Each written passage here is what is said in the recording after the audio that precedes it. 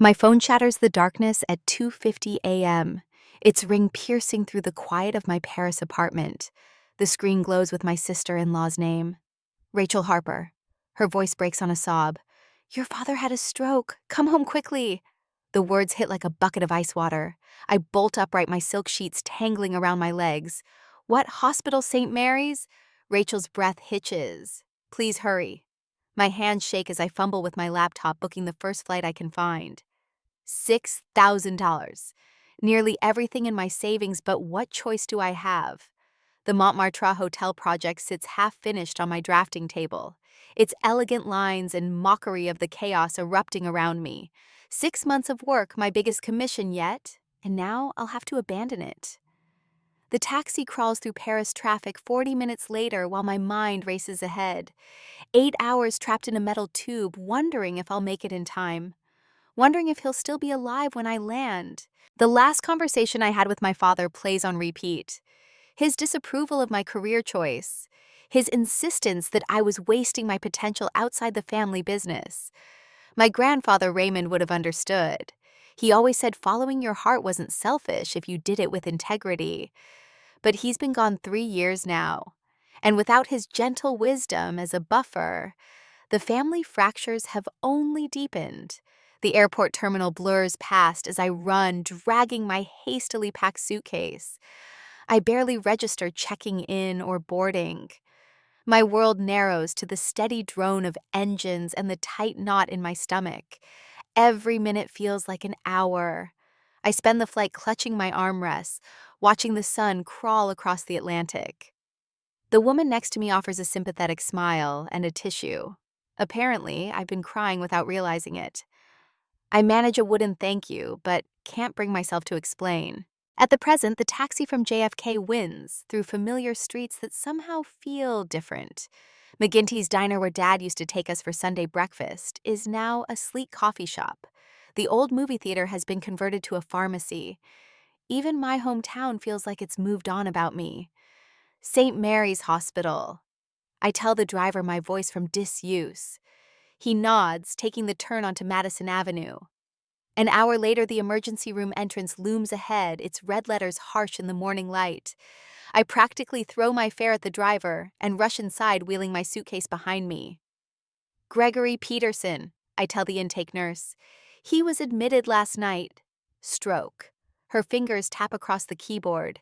She frowns. "I'm not seeing any record of a Gregory Peterson being admitted in the last 48 hours. That's impossible. My sister-in-law called. He's supposed to be here." More typing. "Let me check our other systems." Sometimes transfers don't show up right away. 5 minutes of searching yields nothing.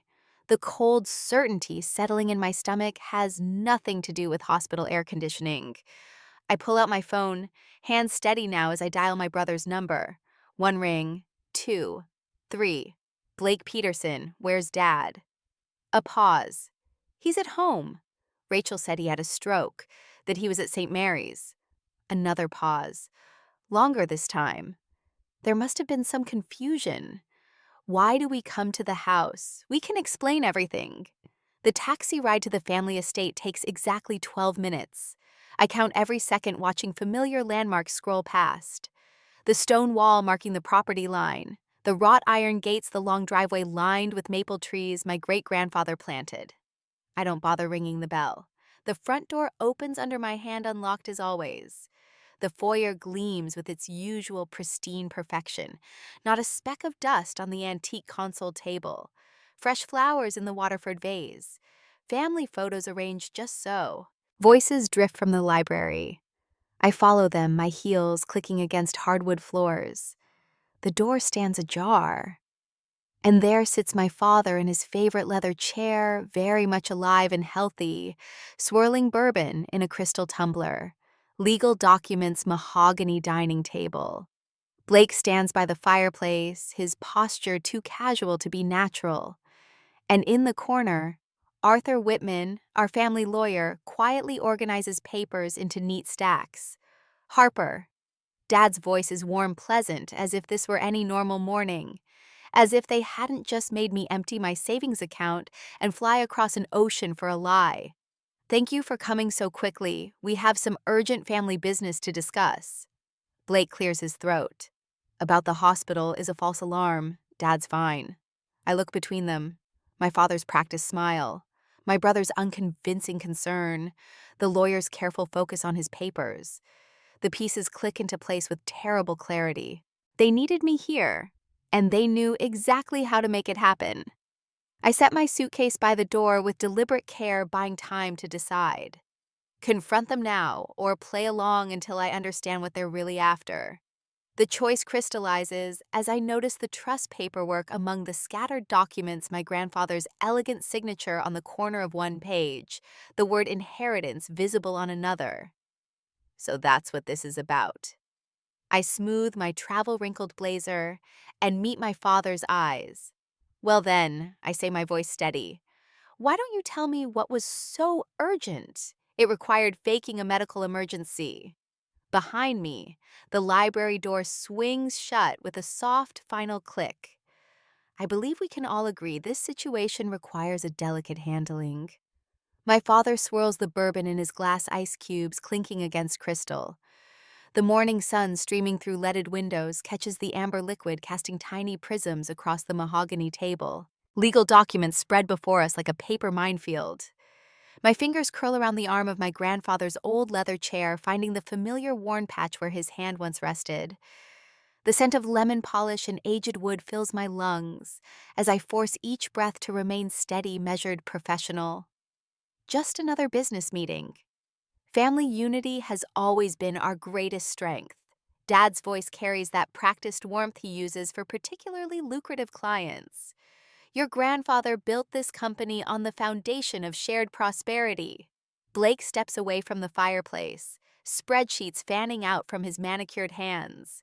The quarterly projections show a concerning trend. His Harvard MBA comes through in every crisp syllable. Market volatility combined with unexpected supply chain disruptions. Perhaps we should be direct. Arthur Whitman's leather briefcase snaps open. Our family lawyer extracts another stack of documents with surgical precision. The situation requires temporary fund reallocation to maintain operational stability. The magnitude hits me as I scan the numbers. $4.6 million. My voice sounds distant, hollow. That's what you need to avoid bankruptcy. Dad's fingers tighten around his glass. Your grandfather's trust comes due on your birthday next month. $7.4 million that could secure the family legacy. The room blurs slightly at the edges. I remember the day Grandfather Raymond explained his decision. The afternoon sun warming his study, his green eyes bright with purpose. The trust requires you to build your own path, little bird, away from the family business, your father. He never understood there are different kinds of strength. Blake and Camille received their shares years ago. Dad's tone suggests reasonable disappointment. They chose to reinvest in the company. Chose. The word tastes bitter. I glance at Blake's Italian wool suit, the heavy gold watch gleaming on his wrist. He'd gotten his inheritance at 25, right after business school. The same year, the company mysteriously acquired 3 new lumber mills. Your grandfather would want you to save the family legacy. Dad leans forward. Bourbon forgotten. He couldn't have anticipated this crisis. Blake slides another spreadsheet across the polished wood. I've prepared some projections showing optimal investment strategies.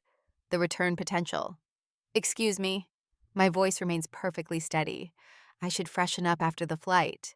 I rise with careful grace, heels silent against thick carpet. Dad's study door closes behind me with a soft click that echoes through my bones. My fingers trail along the hallways. Oakways kidding, gathering the courage to explore.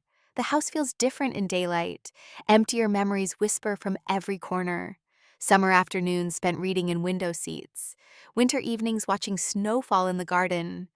I slip into Dad's private office, the one even Blake rarely enters. File cabinets yield their secrets to the key I'd copied years ago.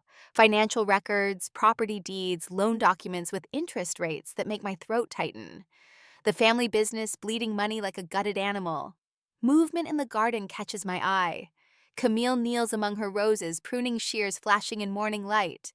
My baby sister, the only one who never tried to shape me into something else. The French doors open silently. Dew soaks through my stockings as I cross the lawn. Harper. Camille's smile holds genuine warmth, but her eyes dart toward the house. She rises, brushing dirt from her gardening apron. I'm so sorry about everything. Are you safe? The question slips out before I can stop it. Her pruning shears snip a withered bloom. Financially for now. Her voice drops to barely a whisper. Be careful. Blake's been moving money offshore. Shell companies, property holdings. I found some papers. I squeeze her shoulder, once memorizing the feel of worn cotton under my fingers. Time to decide. Confront them now or play the longer game. The trust paperwork surfaces in my mind. Grandfather's signature in the corner, his voice echoing across years. Patience, little bird. Sometimes the strongest position is the one they don't see you take. Back in the library, 3 pairs of eyes track my return. I smooth my blazer, channeling every negotiation I've ever handled in Paris. I appreciate the complexity of the situation. My tone suggests reasonable consideration. I'll need time to consider what's best for everyone. The tension bleeds from Dad's shoulders. Blake's smirk doesn't quite reach his eyes. Of course. Arthur Whitman gathers his papers with practiced efficiency. This is a significant decision, a few days to review everything thoroughly. I meet my father's gaze.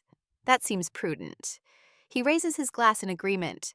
Perfect confidence restored. They don't see my fingers curled against my leg nails biting into palm. Don't notice the way I catalog every document on the table. Every file abandoned in their relief. They think they've won the opening move. They forget who taught me chess. Grandfather's voice whispers from the leather chair.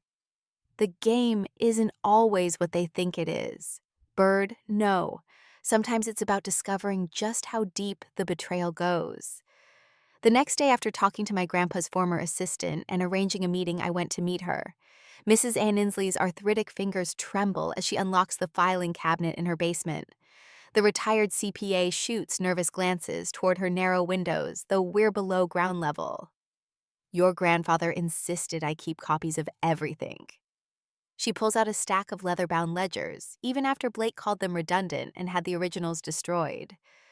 I study my phone's camera, documenting each page she turns.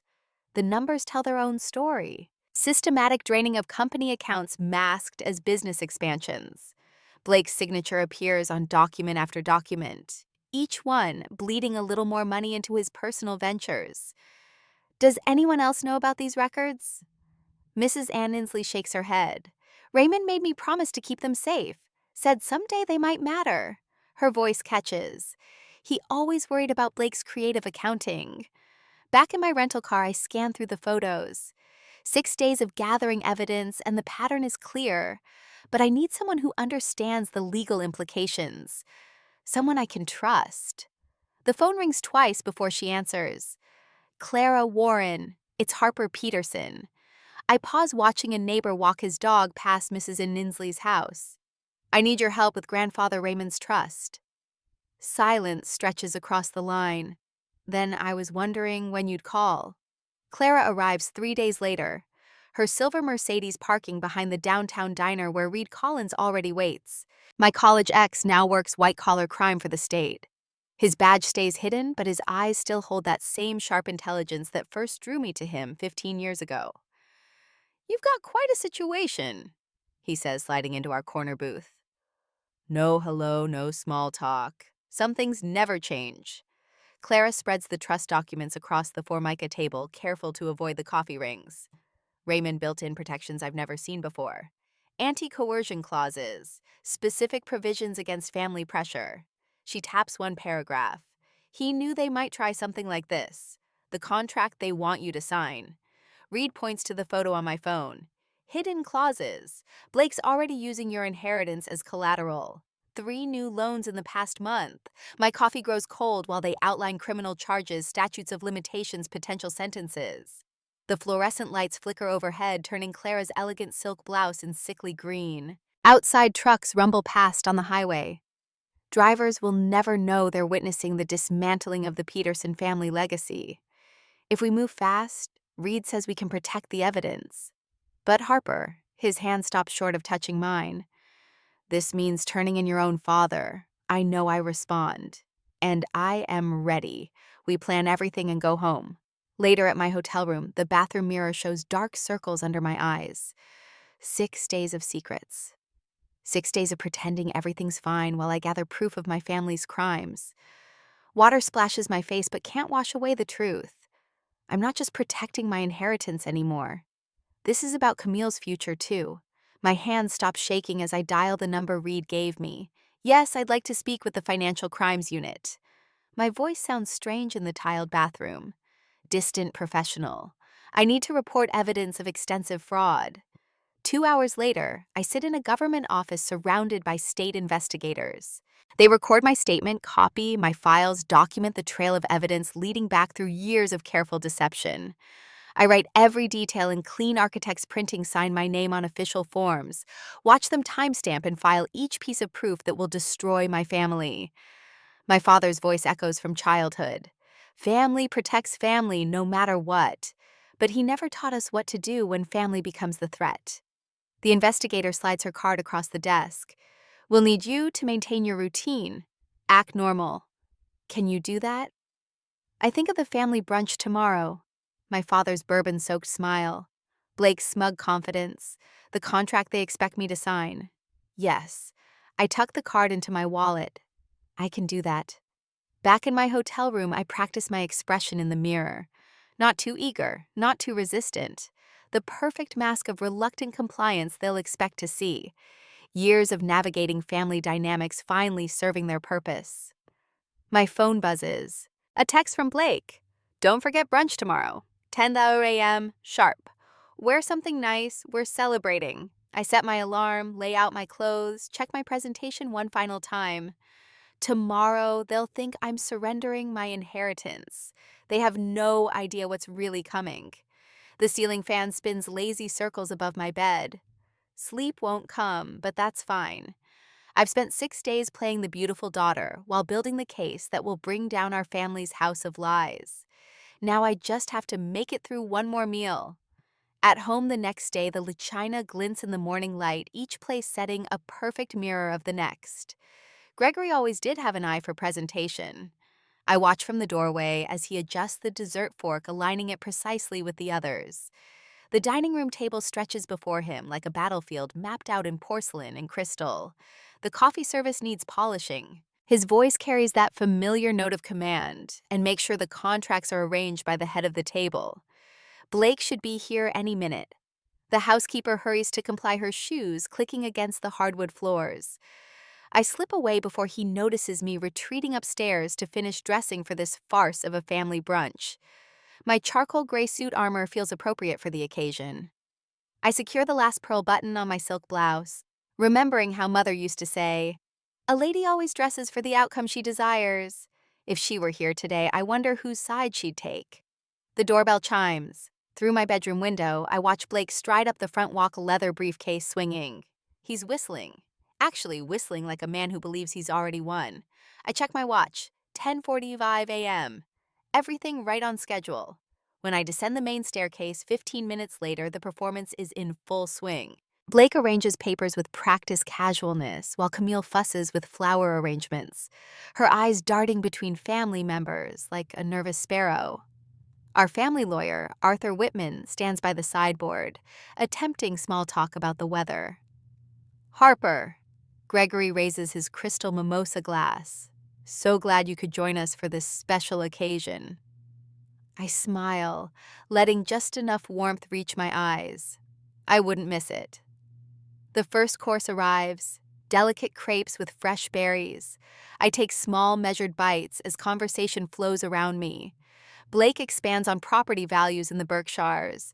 Gregory pontificates about legacy planning. Camille pushes food around her plate, watching me. The expansion possibilities are remarkable, Blake says, spreading his hands. Once we consolidate the assets, how many properties have you acquired this quarter? I cut in my tone casual. The market's been quite active. He pauses, fork halfway to his mouth.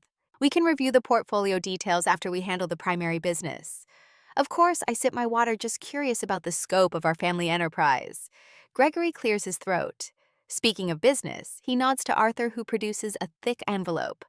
Harper, we've prepared everything according to standard procedures. The transfer documents just need your signature. A toast first, Blake suggests lifting his glass. To family unity, to preserving and growing the generational wealth our ancestors worked so hard to build. The crystal chimes as glasses meet. I let mine hover near my lips without drinking. Arthur slides the contract across the polished mahogany aligned perfectly with my place setting. A Mont Blanc pen gleams beside it, Gregory's favorite reserved for significant signatures. Take your time, he says. Review everything thoroughly. I open the envelope with steady hands, scanning pages I've already memorized. The hidden clauses blur between lines of standard legal ease, the same traps Clara pointed out last week. I turn each page with deliberate care, feeling their eyes on me. Everything appears to be in order, I murmur, though I'd like one final read-through, if you don't mind, just to be certain. Of course, of course. Gregory leans back perfectly at ease. We want you completely comfortable with the arrangement. The grandfather clock in the hall strikes 11:30 as if on cue. The doorbell rings. Camille starts to rise. I'll get no need. I fold my hands in my lap. That would be Clara Warren. Blake's chair scrapes against hardwood. Clara, what's she doing here? Heavy footsteps echo in the foyer, too many for just one person. Clara appears in the doorway flanked by two state investigators in dark suits. Mr. Peterson, she nods to our father. I apologize for interrupting brunch, but these gentlemen have some questions about certain financial irregularities. Blake lunges for the contract, but one investigator is faster. Those documents are now evidence. Sir, please step away from the table. What's the meaning of this? Gregory's voice thunders. Harper, explain yourself. I meet his gaze across the ruins of our careful tableau. The meeting is quite simple, Dad. You faked a medical emergency to lure me home. You planned to coerce me into signing away my inheritance to cover up years of fraud. Did you really think I wouldn't investigate where your family... Blake snarls. Yes, and that's precisely why this hurts so much. The investigators move with quiet efficiency, gathering papers and electronics. No handcuffs, no dramatic arrests, just the steady dismantling of carefully constructed lies. I watch my father seem to age a decade as he slumps in his chair, his facade finally cracking. Blake's rage radiates across the table in waves, but he stays silent as they catalog evidence. Smart man. He's probably already calculating plea bargain possibilities. Camille catches my hand as I stand to leave. I didn't know. She whispers about any of it. I swear, I know. I squeeze her fingers gently. Well, talk soon. I walk out of that dining room without looking back. The click of my heels marking time with my heartbeat. The sun streams through leaded glass windows, catching the dust motes we stirred up. Tiny things hidden in plain sight now impossible to ignore. Outside, birds sing in the maple trees my great-grandfather planted. The world spins on indifferent to the implosion of the Peterson family legacy.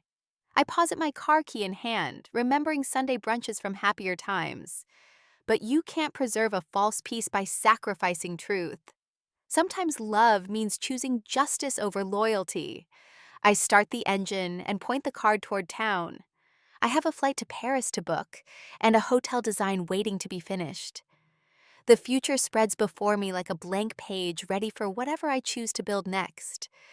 The next day, the oak conference table stretches between us like a battlefield. My father slumps in his leather chair, suit jacket unbuttoned, while Clara spreads documents across the polished surface. Outside the law office windows spring raindrops against glass nature's own testimony. The preliminary hearing is set for next Tuesday. Clara taps a blue folder. The judge granted our motion to freeze the company assets. I scan the financial printouts. Each number a fresh wound. 4.6 million in misappropriated funds. 2.8 million in fraudulent loans. 1.2 million in phantom projects that never existed. My father's hands tremble as he reaches for his water glass. A week ago, those same hands gripped a bourbon tumbler with aristocratic confidence. Now his knuckles whiten against plain glass wedding ring clicking softly. Blake's attorney called this morning. Clara's voice stays neutral. Professional. They're exploring a plea arrangement. The evidence is substantial. Prison. The word scrapes my throat. Likely. The federal guidelines suggest 4 to 6 years, though. Cooperation could reduce that. My father's breath catches. I force myself to watch him absorb this, to witness the precise moment reality shatters his carefully constructed world. His shoulders cave inward, aging him 10 years in 10 seconds. I should have seen it. His whisper barely carries. All those expansion proposals, the irregular accounting. Raymond warned me about Blake's spending, but I thought. He presses his fingertips against closed eyes. A father wants to believe the best. Clara slides a leather journal across the table. The spine shows wear, corners softened by years of handling. My grandfather's distinctive handwriting fills the pages with architect's precision. Raymond left extensive notes about his concerns. Clara opens to a marked section. The trust structure, the career independence clause, the anti-coercion provisions, they weren't arbitrary rules. He was trying to protect you, Harper. All of you. I trace my grandfather's words. Blake shows concerning patterns with money. Gregory enables without seeing consequences. Must ensure Harper maintains independence from family influence. The journal entry spanned 15 years, tracking patterns I never noticed. Raymond watching, weighing, planning, building protections into his legacy, like load-bearing walls in a foundation. My phone buzzes. Camille's text glows on the screen. Can we talk just us, Harper? My father's voice pulls me back. You don't have to do this. We can find another way. The family name. The family name belongs in handcuffs. The words snap out before I can soften them. You faked a medical emergency to manipulate me. You were going to steal my inheritance. The family name lost its meaning long before I exposed the truth. He flinches. Good. Let him feel something real for once. I've arranged counsel for both you and Blake. I gather the scattered papers into neat stacks. Quality attorneys who will protect your rights. That's more consideration than you showed me. You're still my daughter. And that's why I'm not pressing additional charges for the fake stroke scenario. I stand smoothing my skirt, but it's also why I can't trust you anymore. I went out leaving him speechless. The elevator ride to the lobby stretches eternal. My heels sink into plush carpet as I cross to the building's front entrance. Outside, the rain has stopped. Sunlight gleams off wet pavement. Nature's own fresh start. Camille waits at her favorite coffee shop 2 blocks and a lifetime away from the law office. Her fingers worry the sleeve of her cardigan, a nervous habit since childhood. But her spine stays straight shoulder squared. She's growing into her strength. Blake won't speak to me. She stirs her untouched latte. He says I chose the wrong side. There aren't sides, Cam. There's right and wrong. I know. She meets my eyes. That's why I'm grateful for what you did for showing me it's possible to love family without enabling them. My throat tightens. I reach across the table, squeeze her hand. We sit in comfortable silence, sisters finding solid ground in the aftermath of an earthquake. The next week blurs past in meetings and documents. Peterson Timbercraft dissolves not with a bang, but with signatures and seals, civil penalties, asset liquidation, administrative proceedings conducted in hushed tones and climate-controlled offices. 3 different competitors offer to buy the company name. Old money vultures circling fresh carry-in. I decline each offer, ignoring their escalating bids. Some things aren't for sale. My laptop screen fills with the familiar faces of my Paris design team. The Montmartre project timeline stretches across shared documents waiting for my return. The structural reinforcement plans arrive from the engineer.